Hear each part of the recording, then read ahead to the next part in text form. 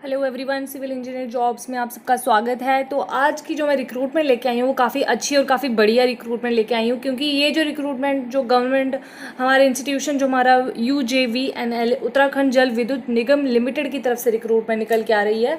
इसमें जो वैकेंसी है वो असिस्टेंट इंजीनियर की वैकेंसीज़ हैं, जिसमें ऐसे तो सिविल, इलेक्ट्रिकल, मैकेनिकल तीनों के लिए रिक्रूटमेंट निकली हुई है, बट इस चैनल में हम सिर्फ सिविल इंजीनियर के बारे में बात करेंगे।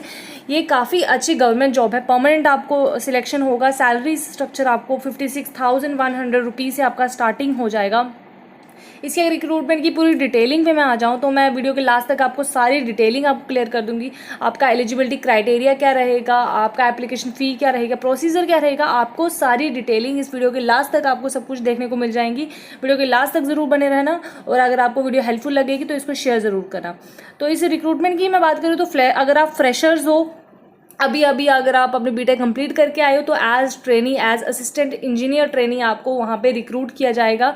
इस रिक्रूटमेंट की मैं बात करूँ तो उत्तराखंड जल विद्युत निगम लिमिटेड की तरफ से रिक्रूटमेंट निकाली हुई है। AE की असिस्टेंट इंजीनियर की रिक्रूटमेंट निकाली हुई, काफ़ी अच्छी वैकेंसी है।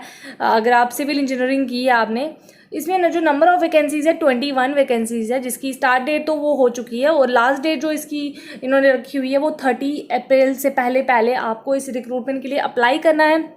30 अप्रैल से पहले अगर आप अप्लाई कर देते हो तो आपका इस जो एप्लीकेशन के लिए जो आपका सबमिशन है वो हो जाएगा। अदरवाइज आपका जो एप्लीकेशन है वो रिजेक्ट हो जाएगा अगर आप 30 अप्रैल के बाद में अगर आप रजिस्टर करते हो। अगर मैं बात करूँ एक्सपीरियंस की, तो इसके लिए आपको कोई एक्सपीरियंस नहीं मांगा हुआ है। अगर आप फ्रेशर कैंडिडेट हो, आप इस रिक्रूटमेंट के लिए अप्लाई कर सकते हो। सिंपली आपकी जो बीटेक इन सिविल इंजीनियरिंग है वो होनी चाहिए। इसकी अगर जॉब लोकेशन की मैं बात करूँ तो आपकी उत्तराखंड में जॉब रहेगी। पे स्केल आपको काफ़ी अच्छा मिल जाएगा इसका, 56,100 रुपीज़ से लेके 1,77,500 रुपीज़ के बीच में आपका पे स्केल रहने वाला है, जो कि एक काफ़ी अच्छा सैलरी पैकेज आपको मिल जाएगा। आपकी एलिजिबिलिटी क्राइटेरिया को फुल करता है ये सैलरी स्ट्रक्चर। इनका जॉब लोकेशन आपका उत्तराखंड में रहने वाला है। तो अगर मैं वैकेंसी की डिटेलिंग पे आ जाऊँ तो टोटल नंबर ऑफ वैकेंसीज तो मैंने आपको बता दी 21, बट यहाँ पे जो मैं सिर्फ सिविल की बात करूँगी, सिविल असिस्टेंट ट्रेनी की, जो असिस्टेंट इंजीनियर ट्रेनी की जो रिक्रूटमेंट है, इसमें टोटल नंबर ऑफ वैकेंसीज जो हैं वो 10 हैं।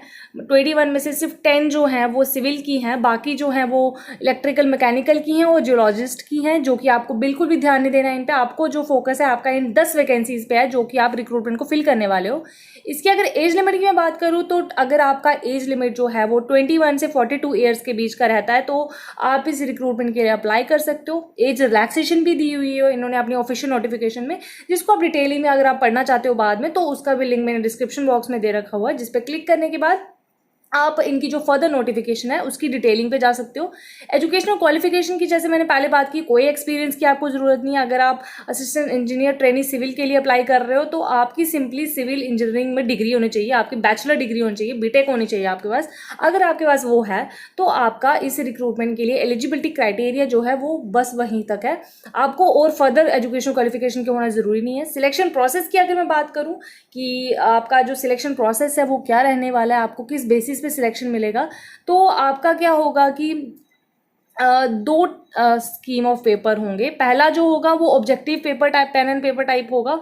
आपका ऑनलाइन पेपर होगा। ये ऑनलाइन जो पार्ट 1 होगा उसमें आपका जनरल अवेयरनेस, एप्टीट्यूड और रीजनिंग से रिलेटेड पूछा जाएगा, और जो दूसरा पार्ट 2 होगा वो objective written test paper type होगा, जिसमें क्या होगा कि आपको आपके फील्ड से रिलेटेड क्वेश्चंस पूछे जाएंगे। एग्जाम बेसिस पे इसकी सिलेक्शन होगी। अगर इसके एप्लीकेशन फ़ी की मैं बात करूं तो for general candidates, OBC and economical weaker section candidates के लिए इन्होंने 800 रुपीज़ की जो फ़ी है वो फाइनलाइज की हुई है, और for SC and ST candidates the fee is 400 rupees. तो आप अपनी कैटेगरी के अकॉर्डिंगली आप इनकी जो रिक्रूटमेंट है उसको फुलफिल कर सकते हो। और साथ में अगर मैं बात करूँ इनकी मोड ऑफ पेमेंट की, तो ऑफलाइन मोड से ये लोग एक्सेप्ट नहीं कर रहे हैं। इन्होंने अपना जो मोड ऑफ एप्लीकेशन है वो ऑनलाइन ही रखा हुआ है। सिर्फ ऑनलाइन मोड से आप इनको अप्लाई कर सकते हो, और पेमेंट के लिए आप debit card, credit card method या फिर इंटरनेट बैंकिंग मेथड आप कुछ भी यूज़ कर सकते हो। इन्होंने अवेलेबल रखा हुआ है आपके लिए।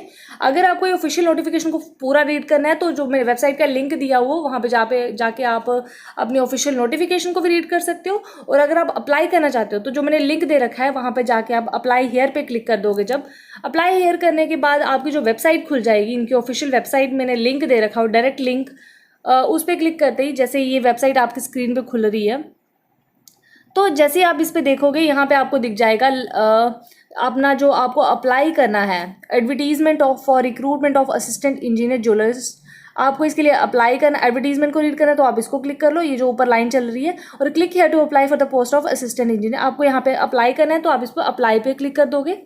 आपकी न्यू रजिस्ट्रेशन की विंडो खुल जाएगी। आपको न्यू रजिस्ट्रेशन करने के लिए अपना मोबाइल नंबर ऐड करना पड़ेगा, ईमेल आईडी देनी पड़ेगी, नेम ऑफ द कैंडिडेट और कैप्चा कोड, ये जो राइट साइड पे लिखा हुआ है इसको एंटर करने के बाद रजिस्टर पे क्लिक कर देना होगा। रजिस्टर करने के बाद क्या होगा कि आपकी जो टेम्परेरी रजिस्ट्रेशन है वो तो हो जाएगी।